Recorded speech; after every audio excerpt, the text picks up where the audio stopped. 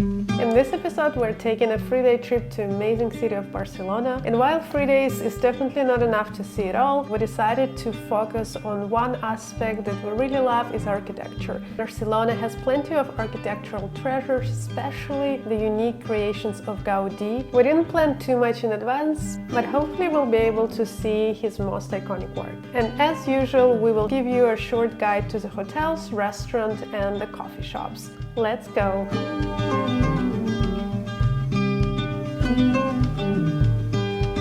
We just arrived to Barcelona hotel, so we're staying one night at Redisson. The room is really nice. Best part of this hotel is actually it has a view to Sagrada Familia right from the window. It's sort of a side view, but it's still really nice. The other nice parts about this hotel is it's quite new and very well maintained, and the design even in common areas is really cool. And the fun feature is this glass stairs where you disappear at a certain angle. I found it really cool. And of course the main piece is the rooftop, which features the swimming pool, amazing views to Sagrada Familia and the very spacious terrace. Speaking of Sagrada Familia, this is where we're heading out now. As the weather was slightly rainy, we decided to first stop over for lunch, and we found this really cool place that's called Corgi. It's named after this cute dog, and you can see everywhere in their design you actually see this cute dog. The place was really nice. The menu was pretty straightforward. We ordered the eggs and some coffee, and it was a perfect amount of food before our sightseeing.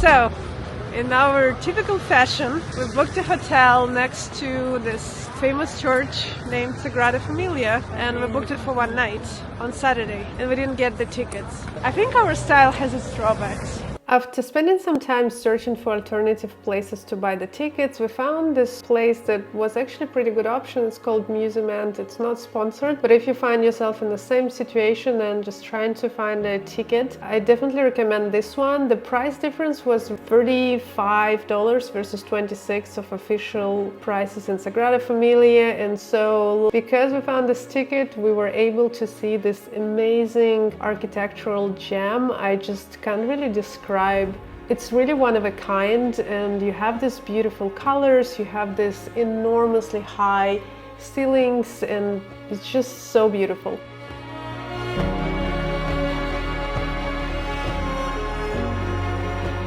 And the coolest part too, you actually have this 3D tour, and these are some of the shots that you get to see, and it shows you the parts that you won't be able to observe when you're visiting.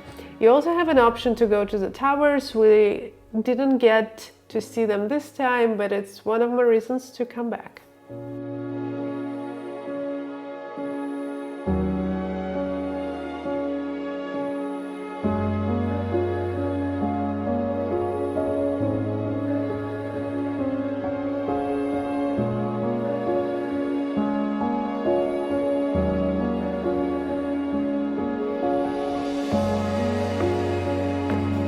Once we finished with Sagrada Familia, we wanted to explore other side of the city, which is the historical part of Barcelona, and we opted for taking a bus. And I must say it's an extremely convenient way to get around the town. You can pay with your phone when you enter the bus. They're clean, fast, and yeah, we were really impressed with the bus, and we were taking it all over the place afterwards. So we're currently walking in the Gothic Quarter, which is a historic area of Barcelona, and we initially wanted to book a hotel here, but then figured that it's going to be too touristy, and so we're just going to come here and visit. What do you know about this area? Well, we know that there's a Barcelona cathedral where we're going right now. Sagrada Familia and this Barcelona cathedral both started construction the same year in 1882. So this part, as I said, is one of the oldest areas of Barcelona and the one that is most packed with the different sites. Barcelona Cathedral being one of them, and it's actually not an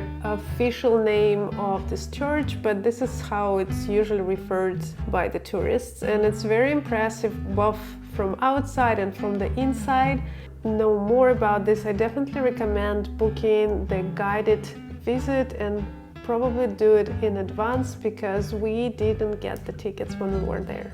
The second notable piece is the Plaza Nova in Gothic Quarter. That has this beautiful alphabet created by John Brossa to spell out the word Barcino, and this is the old name of the city of Barcelona. And those are the letters you can just see in the street, and I found it a very cool piece of art in the middle of the Gothic Quarter. And then if you're into shopping, this is also where you go. So they have this long street with shops. Also in this area you find a few different museums. Again, we didn't have time to pack more into our visit, but I definitely would like to come back and explore this part of the Barcelona as well.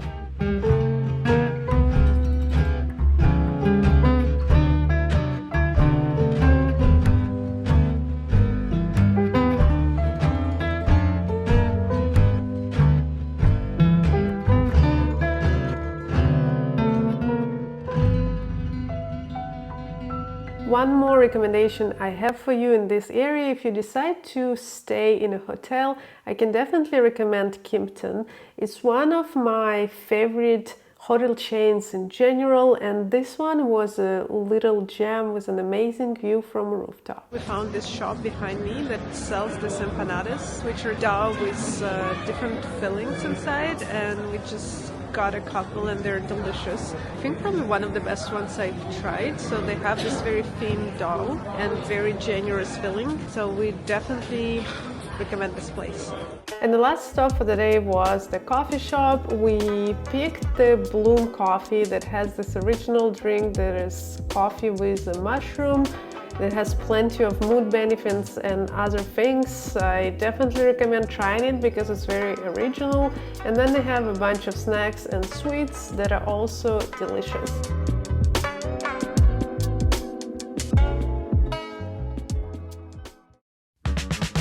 This was a really nice, cute takeaway place that is just across Sagrada Familia, so if you're looking for a coffee fix when you're visiting the cathedral, I definitely recommend this one. Would you like the regular size with one shot or the large with two? Large. Large. Perfect. And it's for here or to go? To go. To go. Sure. Okay. $3.90, please. I'm gonna give you, because I see you. Oh, this is nice.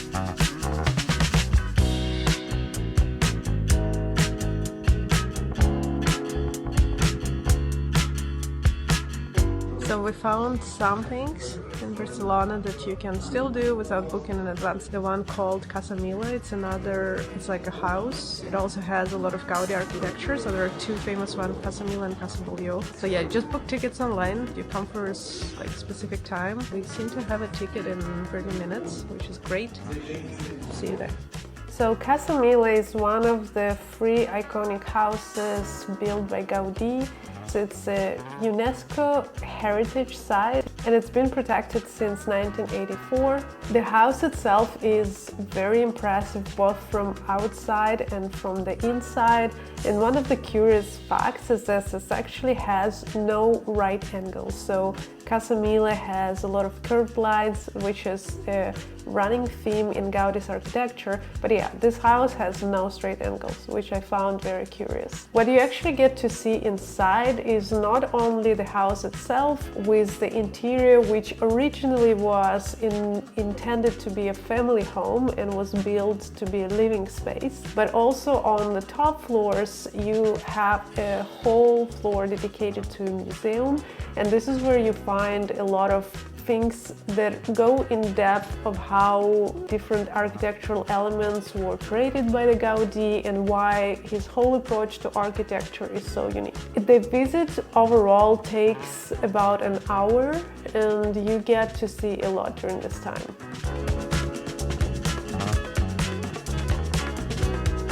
So we just finished the visit of Casa Mila, and guided tour was actually really interesting. It gave a lot of information of how a lot of Gaudi's architecture was inspired by nature, and you can definitely see some of it. He had like a very inspiring techniques of actually building the buildings. Probably the biggest thing of his architecture is not having load-bearing walls. So he has a lot of pillars, and then the floor plan can be completely free to do what you want. And so he has a lot of open floor plans, he has a lot of like round structures and things like this. So it's definitely a recommended thing to do.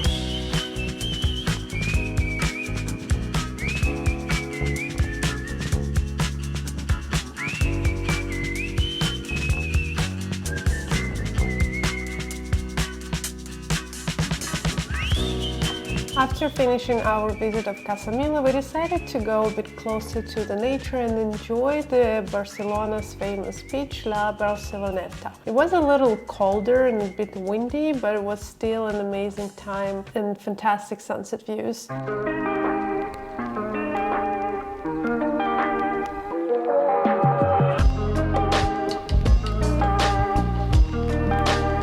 And as the sun set, we found a restaurant that was along the beach. It was kind of a random choice and it was really delicious. I can definitely recommend this place.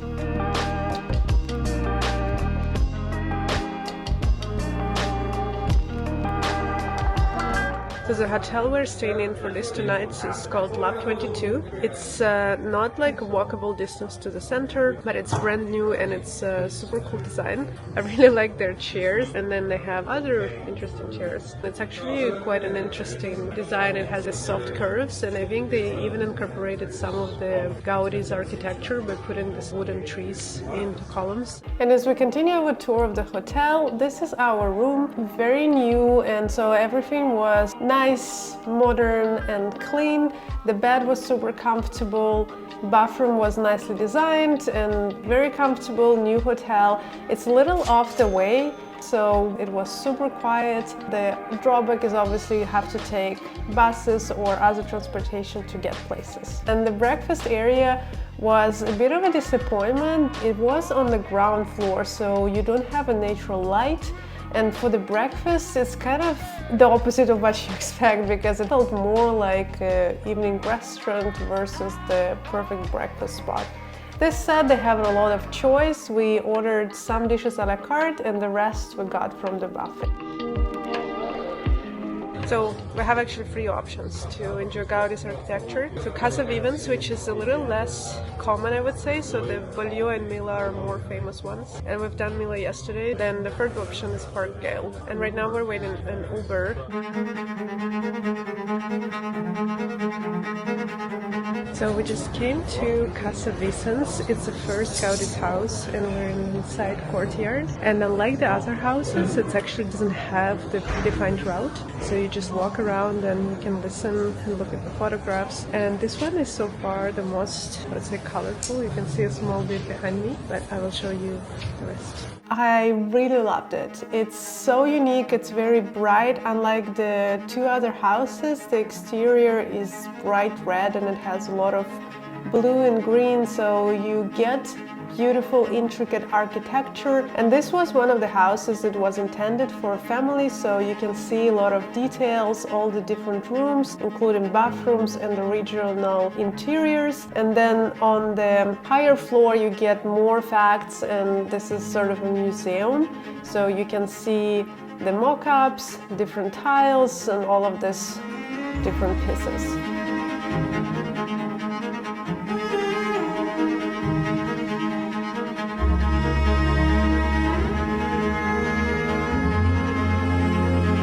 Another typical, say, part of Gaudi's architecture is having these rooftops, which are brightly decorated and always a part of the design of the house.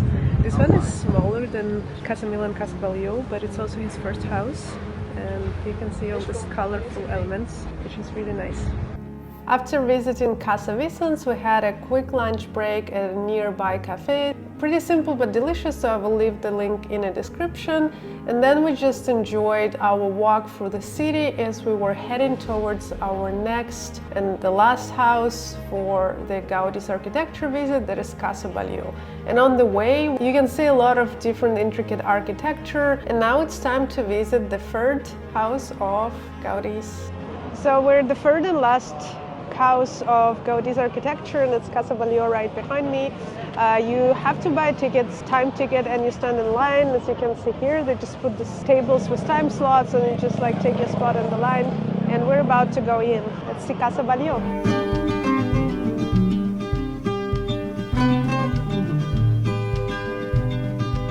Now we're in this famous living room with the famous light behind me and the window that is looking out to the street, and it's one of the most photographed pieces, so you probably have seen it. But its light is also very beautiful right now. We're in the afternoon, and so it shines through with these beautiful sunbeams.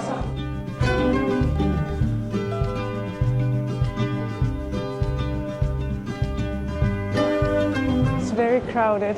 Right now we're in the courtyard, and the coolest part about this is this glass behind me. When you look through it, it looks like you're underwater, which is super cool. You have this beautiful mosaic work that goes all the way to the top.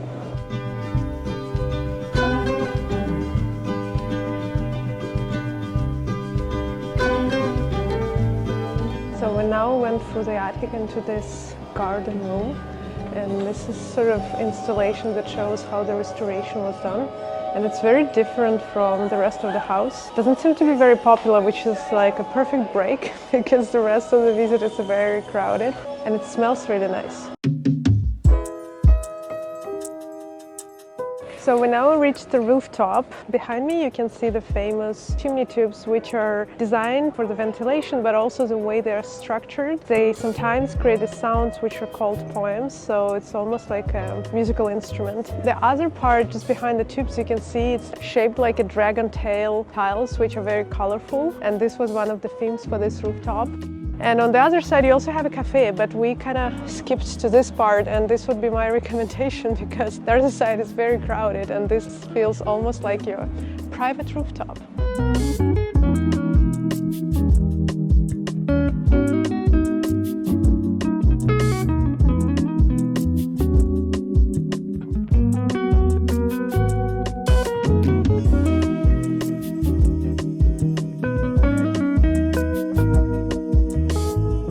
Got back to our hotel, and I just wanted to do a quick conclusion of the 3 houses of Gaudi that we saw. The last one was actually our least favorite, and from what I understand it's the most popular.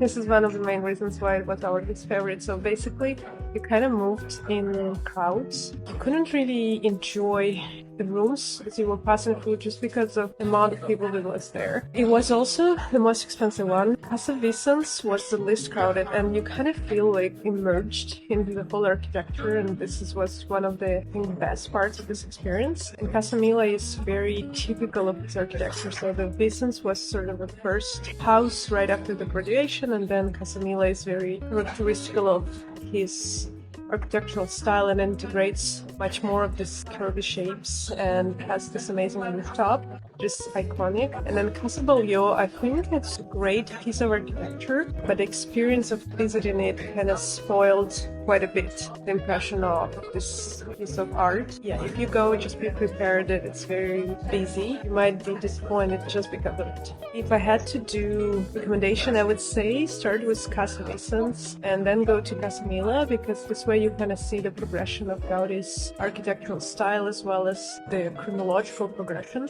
So we're just ending this day of discovering architecture in our hotel, and we're at a rooftop restaurant and having this beautiful sunset behind me. The hotel where we're staying is not like in a very touristy area, it's more like the residential area, and so we just learned from a couple at the next table who are local that this is where locals come to watch the sunset. I can understand why. It's not very crowded and it's a beautiful view. You have like the sea on one side and you have Sagrada Familia view on the other side.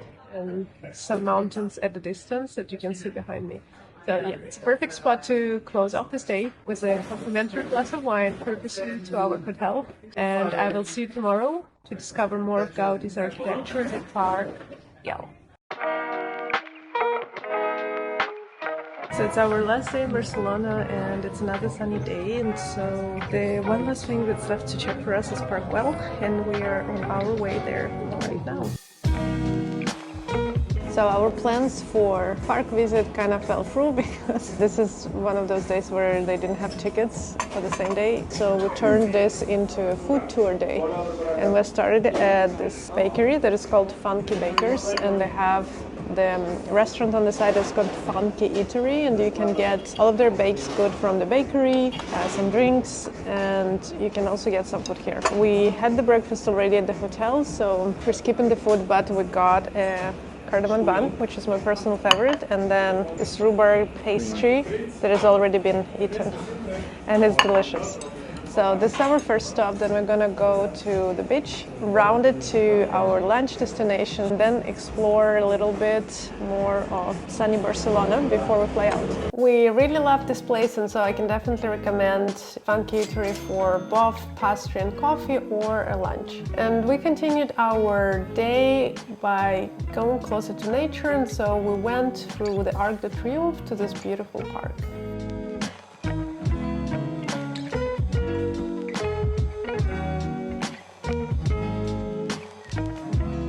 We're inside the Parc de Ciutadella, and I have this beautiful winter garden, and with the sun shining it creates this amazing pattern. And this is a place where you don't need tickets, so this is our kind of place. And we're gonna go through the park and enjoy the sunny weather.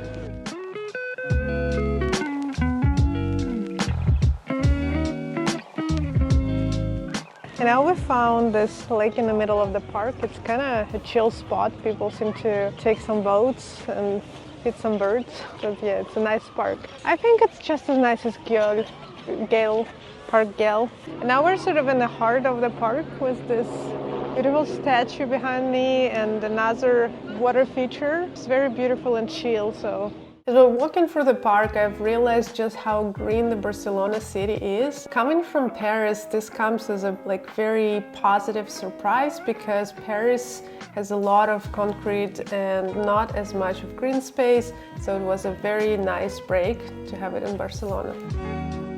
Came to our second gastronomic stop for today. It's the restaurant Maleducat behind me, and it's a creative Catalanian food that was started by 3 friends, 2 of which are brothers, and we can't wait to get our meal. So we got the place just before COVID arrived. We started with my young brother and a childhood friend. We were doing some works inside, then we opened when the COVID started. It was in 2020, I guess, right? Can you tell us a bit more about the food? It's traditional here, a bit sophisticated. It's changing a lot depending on the season. We are changing constantly. The market is here, and we have all full of local product. Now it's game season, we say, hunting season. Also like mushrooms, peas, truffle. It's a really nice season. What is your signature dish? What do we have to try? I would say there's one, which is beef tendons with cake, and it's a surf and turf, as we say. I would say it's getting like yeah.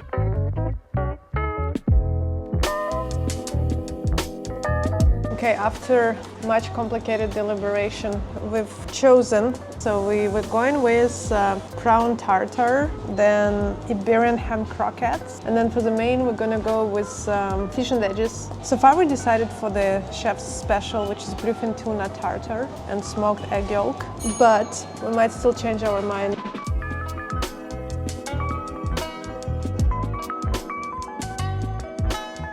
First bites, it's the finger food, and we got the croquettes and then prawn tartare toast. Has a lot of rich flavors. It's very fresh, but has a lot of fresh fish taste. And this is the croquette. It's quite big. We're off to our second dish. It's tuna tartare with smoked egg yolk. We're off to number 3, and it's artichoke dish with truffles. It's really pretty. So this one is vegetable dish. So it's a little different, but it still has a lot of flavors, and the truffle added to this adds spicy note. We're off to our last dish, which was a bonus dish that we ordered because we felt like there's place for one more. So this one is a leek dish, and it has vinaigrette and cream on top. Let's give it a go.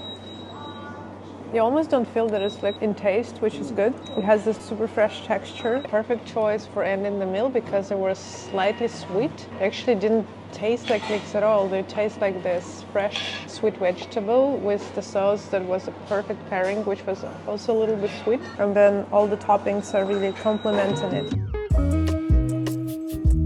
We're done with our meal here, and I just wanted to say that it's definitely a place to come. Out of all the dishes we ordered, we actually liked all of them. So I'd say it's 10 out of 10. The design is also really nice, as you can see behind me. It's very welcoming. Well, probably for Spain it was a little higher priced, but right there was Parisian prices. So yeah, definitely recommend this place. Currently at the market Sant Antoni. This is a lesser known one, but it's also less touristy. You also can find a lot of local produce, like in a famous Boqueria market, but you have much less people. And also this is a place where local restaurants would take their supplies. So if you are looking for a local experience market, I would definitely recommend the market Sant Antoni versus the Boqueria, which is very busy. As you can see, there's almost no people behind me. It's very open. And an added bonus is that the outside of the market is really beautiful. It has this red tile that is very picturesque.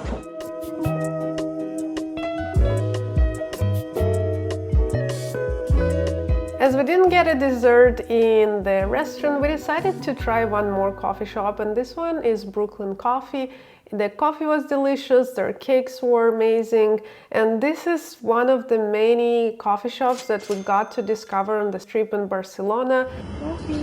And I think it deserves its own dedicated episode, so here's just a preview of a few we tried. And as we were finished with coffee, we headed down to the beach to enjoy an amazing sunny weather. This concludes our short architectural trip to Barcelona. I hope you got some tips and inspiration for your own adventure. And if you have any questions, please don't hesitate to ask in the comments. And we're almost late to the airport, so see you in the next one.